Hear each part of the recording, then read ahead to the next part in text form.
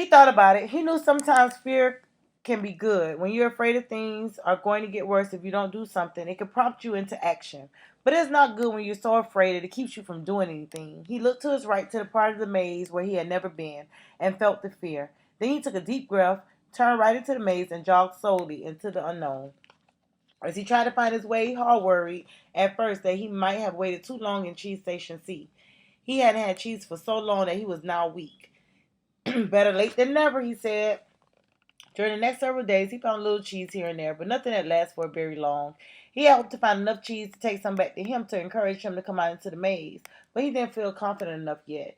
Just when he thought he was getting ahead, he would get lost in the corridors. It seemed his progress was 2 steps forward and 1 step backward. It was a challenge, but he had to admit that being back in the maze, hunting for cheese, wasn't nearly as bad as he feared it may be. As time went on, he began to wonder if it was realistic for him to expect to find new cheese. Then he laughed, realizing he had nothing to chew on at the moment. Whenever he started to get discouraged, he reminded himself what he was doing.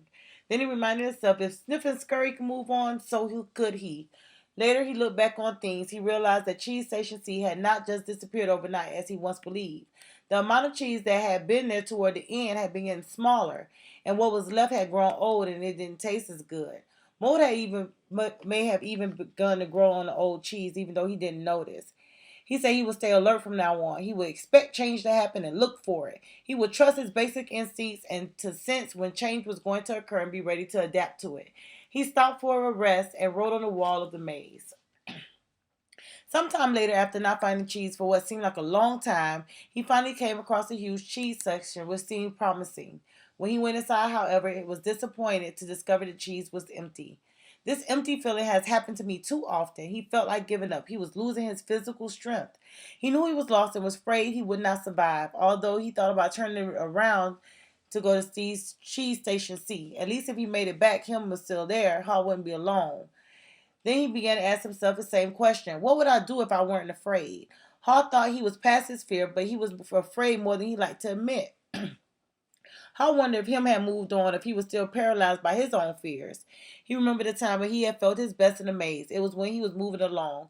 He wrote on the wall, knowing it was much as a reminder to himself as a marking for his friend, him, hopefully, to follow.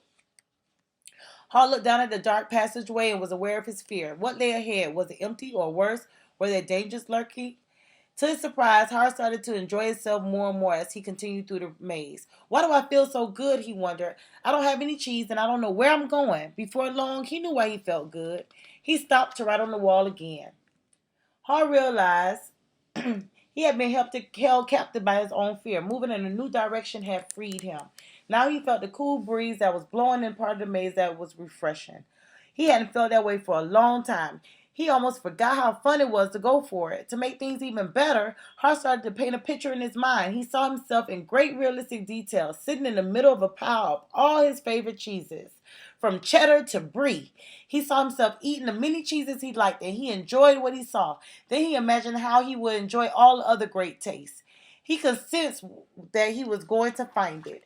He wrote, Hall kept thinking about what he could gain instead of what he was losing. Why didn't I see this before? He asked himself. Then he raced through the maze with greater strength and agility. Before long, he spotted a cheese station and became excited as he noticed the little pieces of new cheese near the entrance.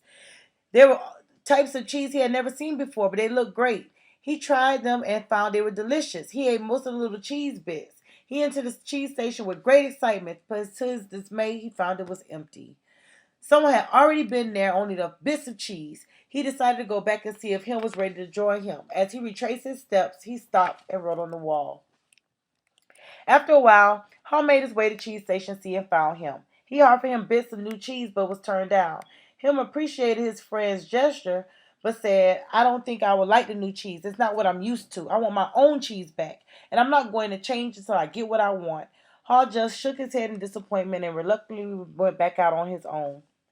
As he returned to the farthest part he had reached in the maze, he missed his friend, but realized he liked what he was discovering.